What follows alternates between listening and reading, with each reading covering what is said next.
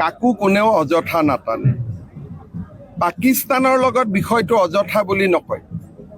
তিনিটা প্ৰশ্ন আমি গৌৰৱ গগৈ কৰি আছো যে পাকিস্তানত আপুনি 15 দিন থাকি অহাটো সঁচা নে মিছা একবাৰত কৈ দিলে হ'ল মিছা বুলি তেওঁতো ক'ব নোখোজে তেওঁ অকাই পকাই থাকে দ্বিতীয়তে নামাজ পঢ়িব ক'ত শিকিলে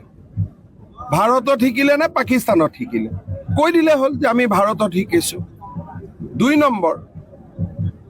এজন সংসদৰ পত্নীয়ে চাকৰি কৰে দিল্লীত দৰমহা দিয়ে পাকিস্তানৰ এজেণ্ট হ'ব লাগিবনে নাই 3 নম্বৰ তৰুণ গগৈ নাতিনীয়েক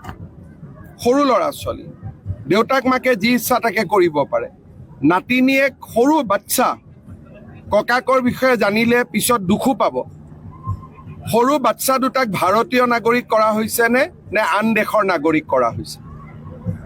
এইখিনি উত্তৰটোতো আমাক লাগে পৰিবাৰে যি কৰে কৰিলে হেতুটো উত্তৰ নিদিলেই এতিয়া মই কৈছো যে ভাই ল'ৰা ছোৱালী দুটাক কমসে কম ভাৰতীয় বনাইছে নে নাই সেইখিনি উত্তৰটো দিব লাগে এটা কৈছে মোৰ ল'ৰা ছোৱালী আৰে যি খুধে মই ঘৰত পঠাই দিম যি খুধে খুধি ল'ব কি আপত্তি আছে যেতিয়া গৌৰৱ গগৈ সময় দিয়ে মোৰ ল'ৰাক গৌৰৱ গগৈ ঘৰত পঠাই দিম যি খুধিব লাগে খুধি দিব তাততো লুকাবলগীয়া একো কথা নাই কিন্তু আপুনি কিয় লুকাই আছে তৰুণ গগৈ নাতিনীয়েক এজন গৌৰৱী অসমীয়া গৌৰৱী ভাৰতীয় হোৱা উচিত হয় নে নহয় যদি কোনোবাই কয় যে নহয় তৰুণ গগৈ নাতিনীয়েক পঢ়া শুনা কৰি কোনোবা ৰাষ্ট্ৰৰ নাগৰিকত্ব লৈছে বেলেগ কথা মই এইটোও ক'ব নাযাওঁ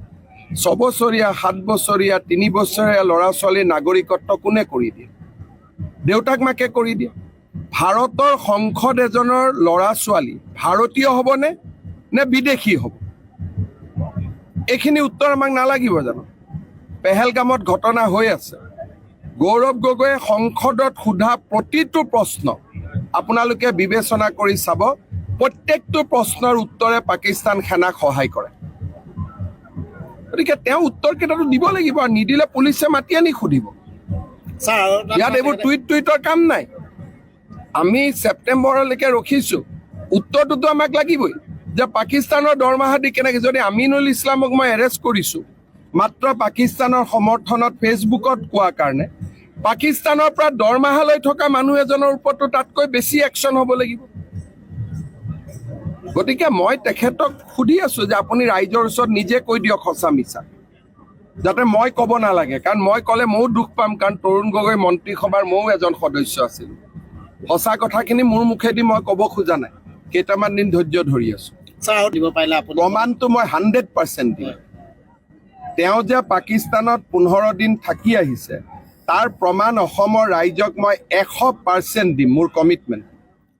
তেওঁৰ পৰিবাৰে যে পাকিস্তানৰ দৰমহা লৈ আছিলে 3 বছৰ 2 বছৰ পৰ্যন্ত তাৰো প্ৰমাণ মই কাগজে কলমে দিম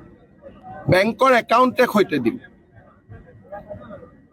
আৰু ল'ৰা ছোৱালীৰ নাগৰিকত্ব কি সেইটো তেওঁ ক'ব নহ'লে মই কৈ দিম আৰু দুটা কথা তেওঁ কৈছে